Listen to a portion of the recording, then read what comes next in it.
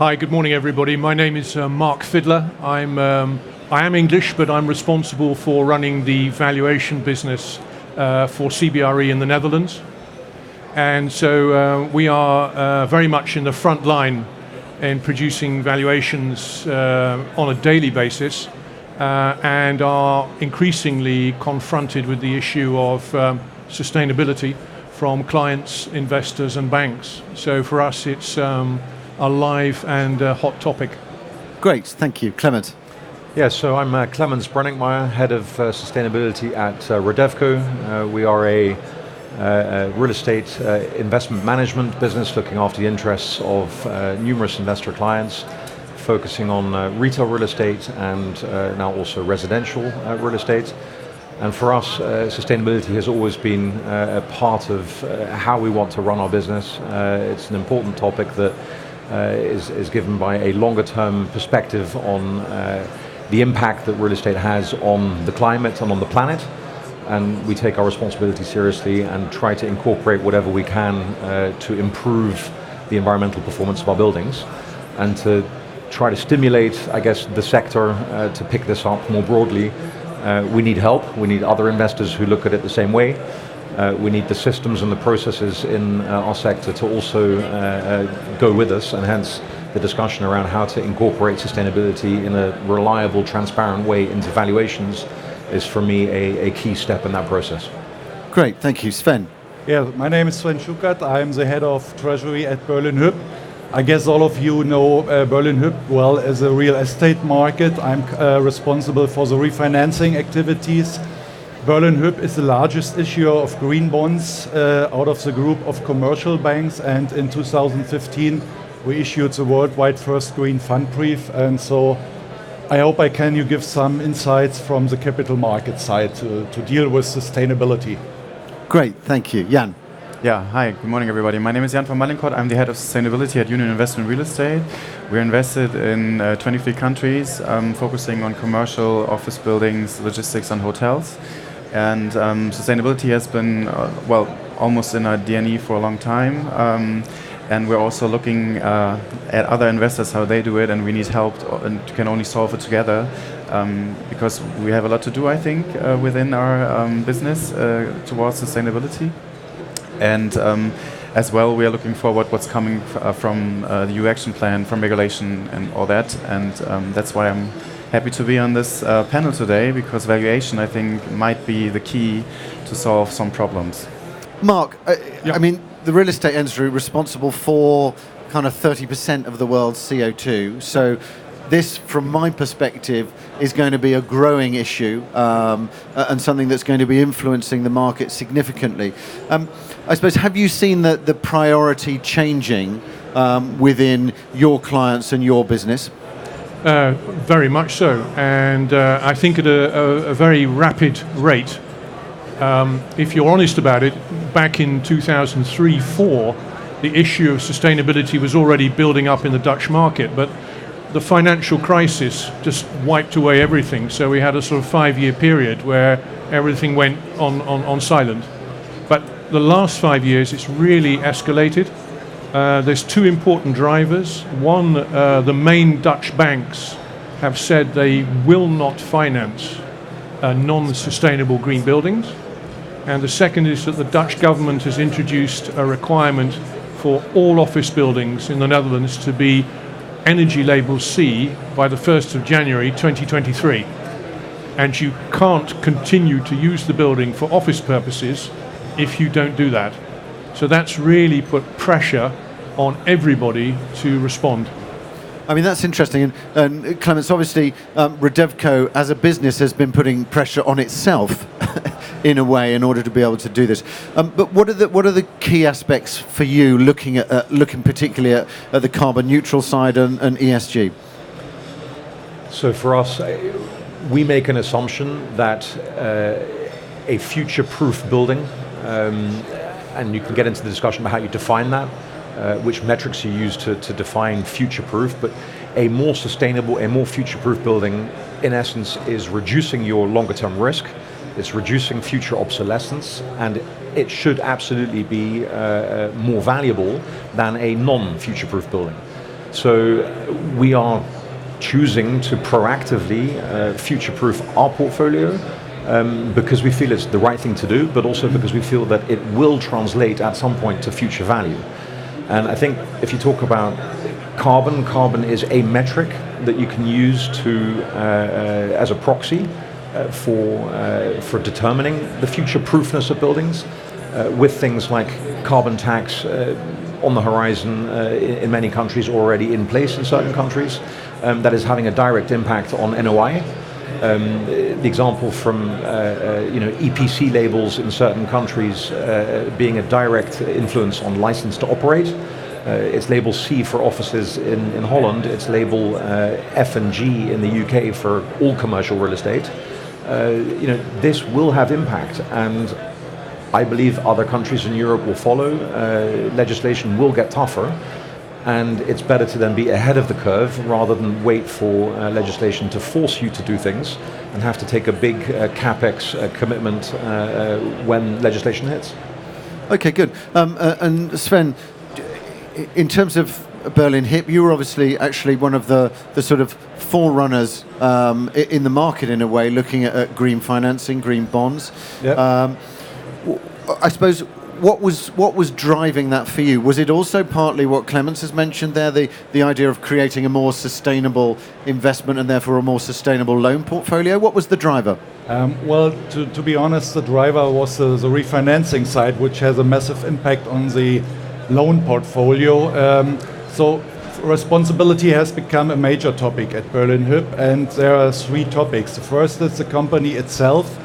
We are rated by Ökom ISS and Sustainalytics with industry leader with both. Then on the loan side, we started in 2014 with a portfolio of 650 million of energy efficient loans, which covered the first covered bond issue of 500 million. And the current portfolio is now 4.2 billion. We implemented a target in the company strategy, which means until the end of 2020, 20% of the whole loan portfolio should be energy efficient. We benefit it with 10 basis points if the loan is energy efficient. Mm-hmm. And on the refinancing side, as I said, we are the largest issuer. We had an outstanding volume of 3.5 billion divided in 7 different bonds in 2 different asset classes, senior and covered, and so it has an impact over the whole company. Okay, good. And I just wanted to pick up because Union Investment has launched a new label, Atmosphere, here related to this. So for those who haven't caught up with the news of it, just give us a little more detail about what that is and what its intention is. Mm-hmm. Okay, so the new label Atmosphere is not something that will replace the already green existing buildings, green building certificates, existing ones. So we needed something for the investors and the tenants to tell them, or to really have a look for them how good the building in terms of CO2 really is, CO2 emissions. And that was one thing we couldn't see from all the already existing certificates, that it gives us a hand on how to be very future-proof and to have a look on the consumption data. Some do, of course, but not the new building certificates, only the already existing building certificates. And as well, there's a whole lot of certificates on the market as well. New ones are coming up, like Wired Score or Well, and so for our customers, the investors and the tenants, it's not easy for them to really see, is it really a sustainable building? So it was also always, in my opinion, a tick box for them to see, oh, I can rent this area, this floor, because it's supposed to be sustainable. But when we have to look in our buildings, we see it differently. We see that the consumption data is not always the best within the buildings who have the highest certificates. So that's why we invented our own label, and we're very open it. We're happy to discuss it with others, because we want not to be the only ones to be the driver on the market, because we see that there has to take some action, and we can only solve it together, and we have to really have a look on CO2 emissions and carbon neutrality. So that was our aim within this new certificate or this atmosphere label. Okay, good. Mark, I just wanted to pick up with you, and I'm going to come to that because I think that collaboration point and also sharing of data and things like that is going to be very important, I think, for that aspect. In terms of the valuation side, is it a challenge because of, I suppose, the difference between what Clemens is saying is that he's investing on behalf of future-proof because on the basis that that should have a higher value for him because he's investing in a sustainable building. But you've also there got what Jan was saying, that there's also lots of different types of ways of measuring, different standards. Does that make it very difficult from a valuation perspective to actually say, okay, well, yes, Clemens has bought this and this is going to make him an extra 1.5%? Yeah. No, it's exactly the problem. We don't have enough data, no track record of data, not enough of it to really work that into valuations. And B, we have a variety of different standards. And it's a little bit difficult to obtain that consistency. And you need all across Europe, you need valuers to operate in the same way. And Europe itself as a real estate market is changing and it's becoming much more of a single market. And investors operate on a single level now. And so we all need to move towards standardizing how we define what is or what is not a sustainable building. Okay, and Clemens, I mean, obviously Jan then mentioned collaboration. How important is that? And does that mean that people will, in essence, in order to achieve that kind of standardization in the market, does that mean there's going to need to be a lot more data sharing, more transparency? I believe absolutely. It will be a precondition, and I'm not saying it's easy. On the contrary, I think for occupiers, it may not actually even feature in their top 5 or 10 list of things to do or things to focus on. In retail real estate, the sector where we are most active, the energy bill might only account for 1% of their store operating costs. The majority is personnel, and it's the rent. However, I still believe that we have an obligation as a sector that the climate crisis is real. The science, the IPCC report from last October, and it is real.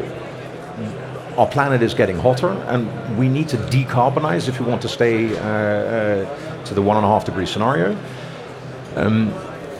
The built environment having 30% responsibility for all energy consumption and CO2 emissions has a responsibility to decarbonize. So we have to engage in a dialogue with tenants, with occupiers, to just make clear that every little bit actually counts. So even if it's only 1% of their store operating cost, it's still worth doing the little things that are going to help drive even that bit further down. And in essence, every energy efficiency measure will save cost. And for a retailer as an occupier, even those little bits does make a difference. It's just about getting it on the agenda. It's about engaging in the dialogue. It's about finding ways to share, to collaborate, to try things, to demonstrate that if you do things that work, it's then easily replicable. And our challenge is to just kind of keep pushing that message, and when we do have successful cases, sharing that with our colleagues in the market to show that it is possible, and hopefully encourage others to do the same. And are there things that you're doing? I mean, so for example, it's interesting that often a financial incentive proves equally as beneficial as a sort of regulatory push from the other side.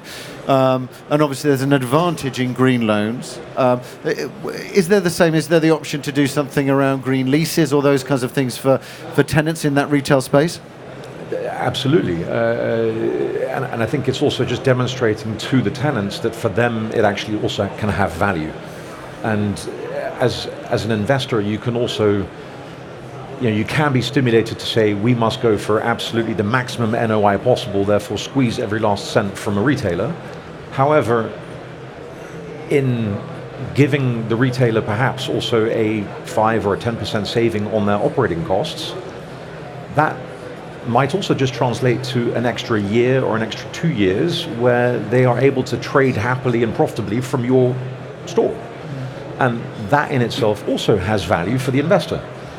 So it's about trying to make that link more explicit, that if you can, if you can do the right thing with energy efficiency measures, CO2 reduction measures, and find the right way to link that to less risk. Less risk should mean a lower yield, a higher value.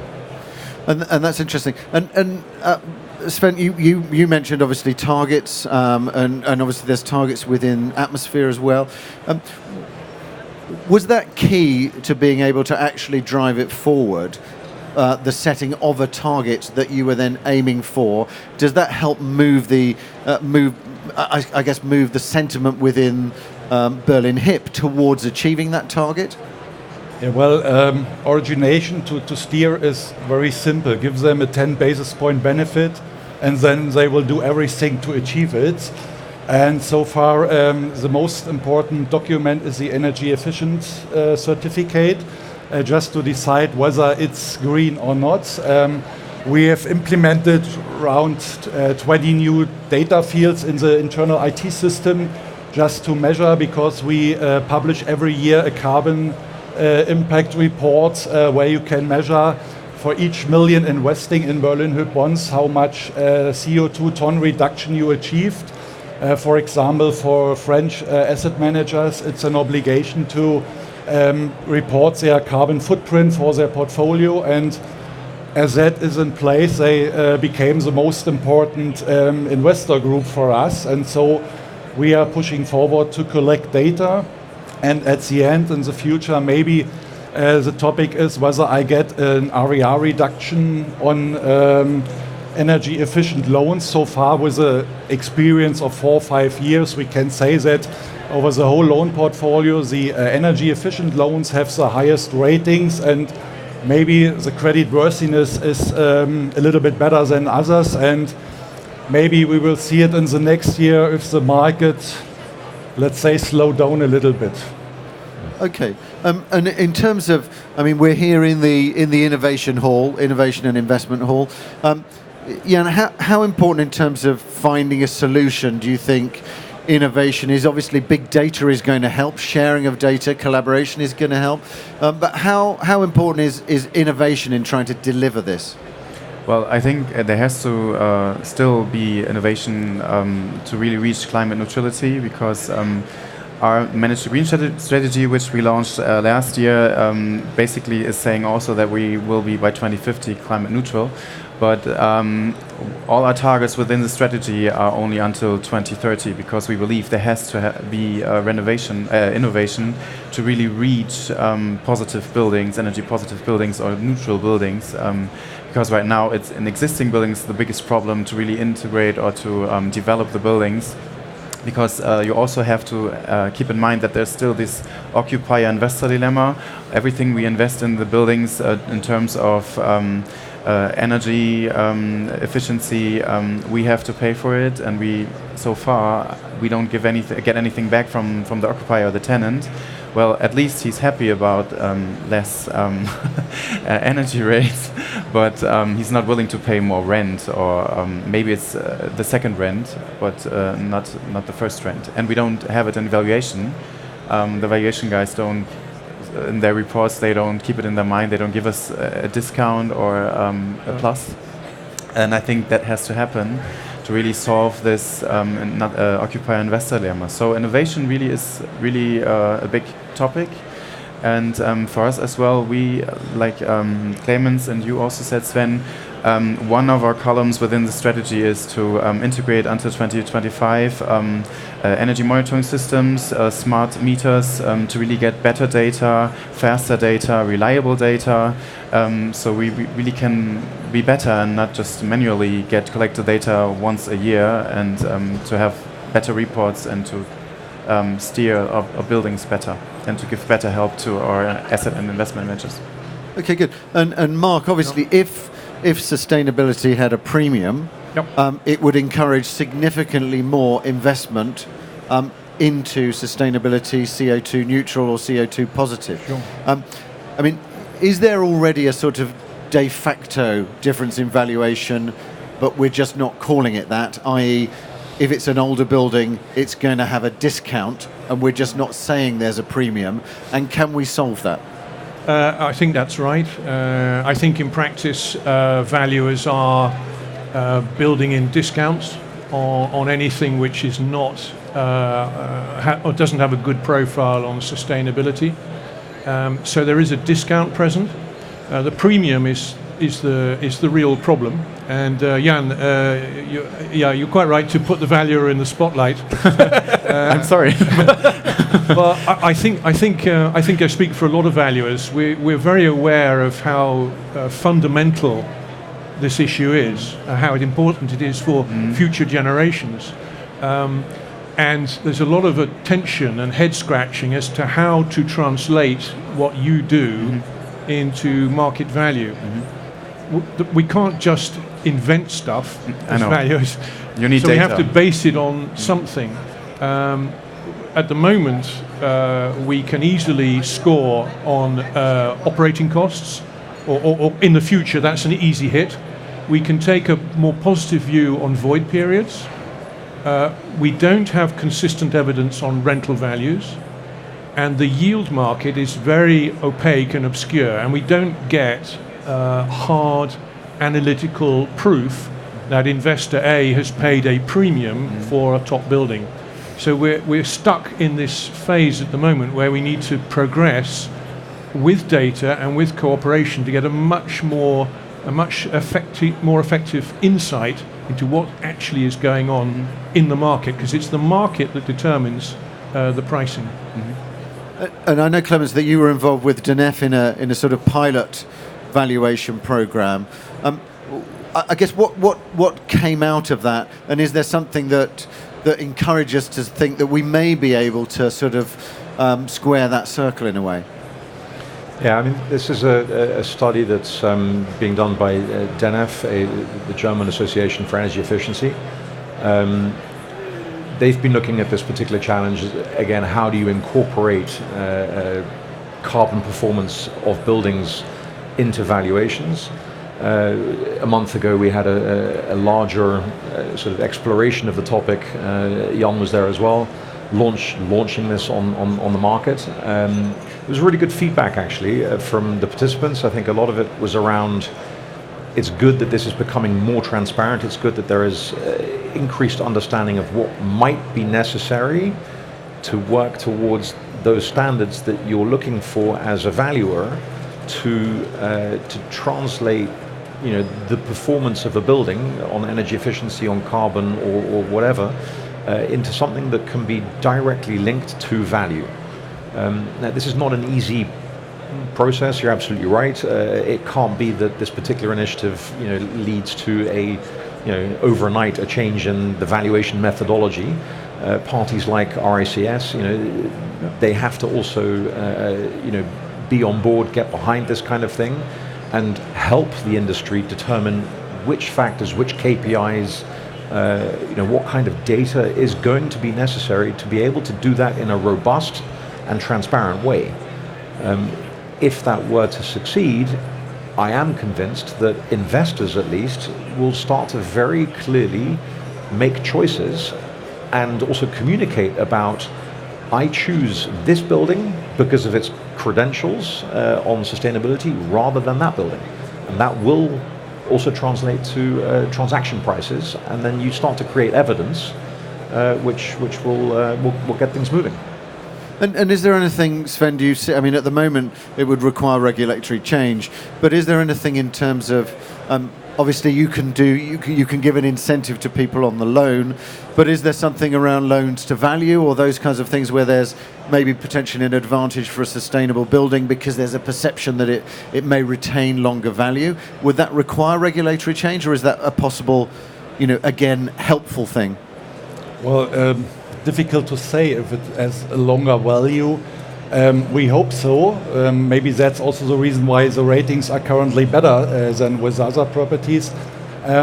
What we do is that we have defined hard figures for calculating whether it's efficient or not, and this is still linked to the ENEF figures, and where we still have a lack is in renovation and refurbishment, maybe coming from energy efficiency D to B, but it's an improvement, but B is not good enough to be defined as energy efficient, and I think this is a topic which we have to handle in the future, how we can support this, because currently we only have defined data and it's a hard border, efficient or not. And that's a problem which we have to handle in the future. Yeah, and obviously, I mean, you know, within the news, we're obviously seeing that it's been called a climate emergency. Odd little things like, for anybody who was in the UK, they may have spotted this but may not, but which was that one of the London universities recently moved all of their food, so all of their cafeterias, all of their restaurants over to vegan, not as an option, but actually as a way of reducing their carbon footprint. Now, nobody would have imagined that even 6 months ago, probably. And for sure, if they're looking at that, real estate is going to be a very big part of what they're looking at, because that's the huge provider of the carbon side. What's your sense about how fast this is moving? And actually, do you think this is going to speed up, and that the industry is going to have to actually speed up significantly over the initiatives that it's doing at the moment? Well, I think it's over the last 2 years it's speeded up rapidly. I think 6 years ago it was when you were talking about it, Mark, that the financial crisis decreased the interest in sustainability, and that's what I mentioned as well here within the EXPO, that all the talks, there were so many topics about sustainability. And right now, because of regulation, also the awareness from all the people worldwide towards waste, pollution, whatever, all the climate change, the weather which is changing. It's becoming a really big topic, and even the European Union has picked up a lot of speed on regulation, and we are integrated in this process, I think, since this December, and there already came so many regulations out from this regulation EU action plan. And on the one side, we are a bit afraid and always don't like regulation, but on the other side, I think it will help us to come a bit forward and to pick up speed, because we need to pick up speed. We don't have so much more time to solve this big climate problem, otherwise we would have big other problems. Yes, I'm going to set a rule that there's about 10 minutes left, so we don't need to be anywhere like as polite. We can just say. Just one word concerning speed, just to give you an idea from the capital market. Until the end of September, we had worldwide 175 billion of green issues, which was more than we had in the year 2018 complete.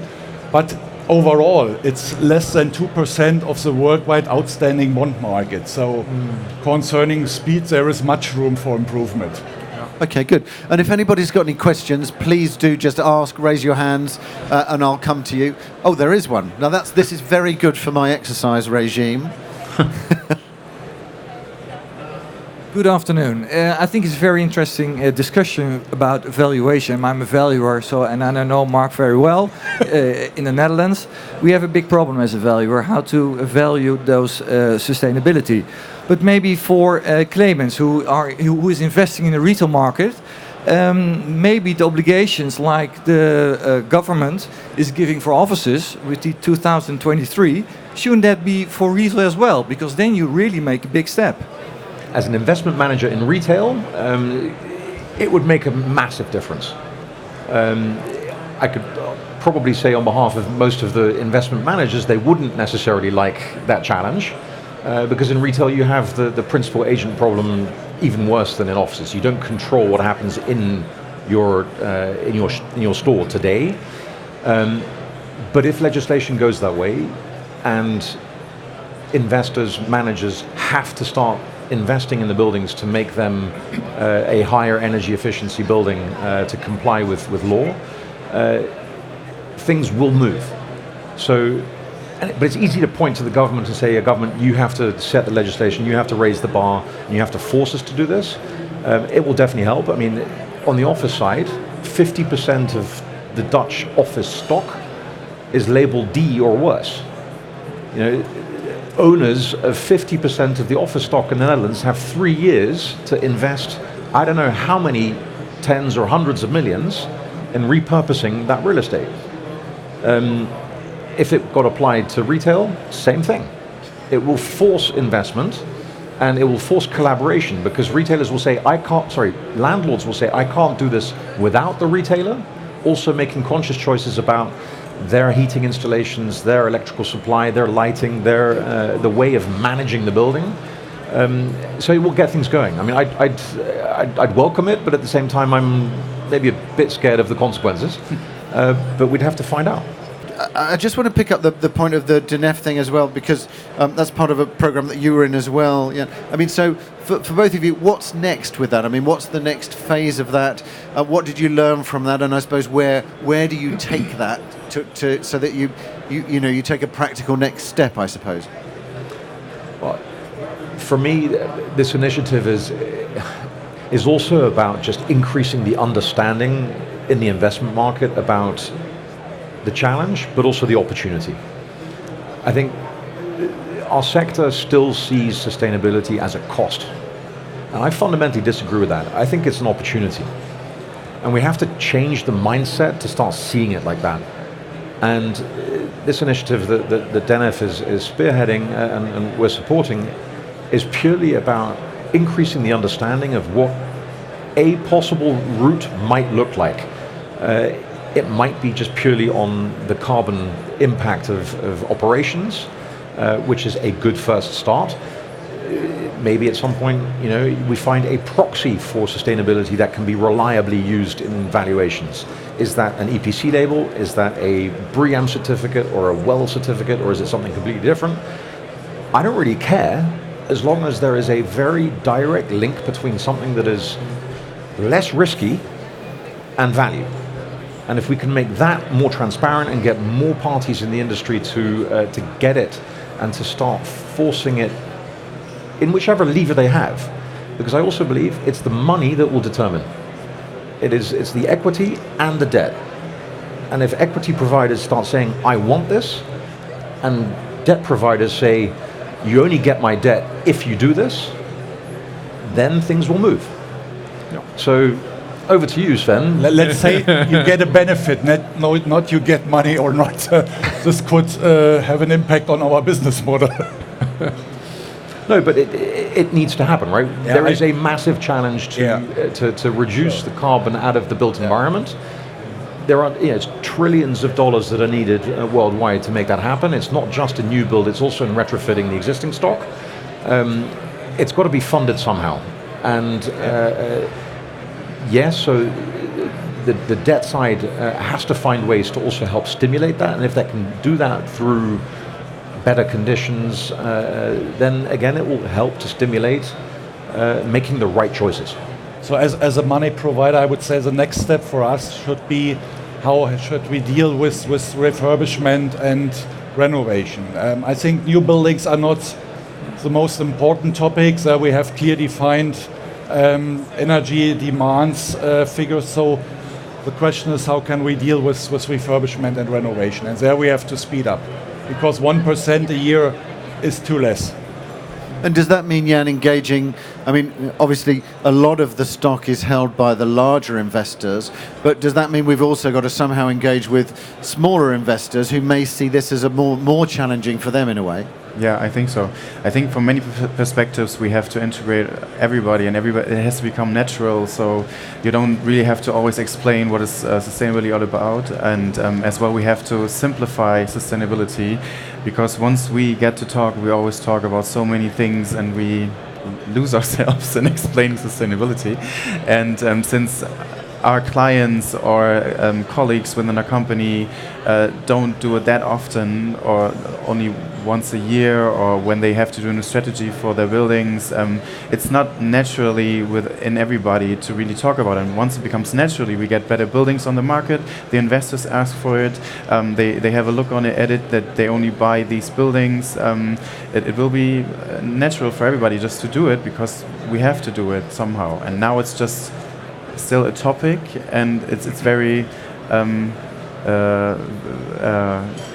very hard to solve the problem. The valuers don't have standards. They don't have figures to rely on. We always have to explain it all over again. So I think it has to become natural. Now I have one question regarding defining sustainability. Clemens, you were talking about defining the metrics. In the discussion of making it simpler for everybody in the market, I was just asking, or I'm wondering, how you approach defining those metrics. Maybe you can elaborate on that, where your benchmarks go. Because I think since you have those numbers, there's a target you can reach, but at the same time, it's so difficult to define those metrics, since the market is ever changing, especially as of right now. Yeah. And maybe you can elaborate on that. Yeah. So, I mean, there's an initiative at the moment that the Dutch Green Building Council is working on, and I think it's actually a really interesting one, and it could well be translated and replicated across the whole sector and across Europe or even worldwide. And essentially it comes down to energy intensity. So that's the kilowatt hour per square meter per year. And that is a metric that is measurable in every building. And the data is available. If it isn't from the user themselves, it's available from the energy company. Energy companies, of course, have a vested interest to not work on energy efficiency. They may say they do, but essentially, it's eating into their profits if buildings are more efficient. But if you go for energy intensity as a metric and you start to set targets on that, what the Dutch Green Building Council has done is said a Paris-proof building, Paris-proof office building, should run at 50 kilowatt hours per square meter per year. That's your target. That's what it should be in 2030.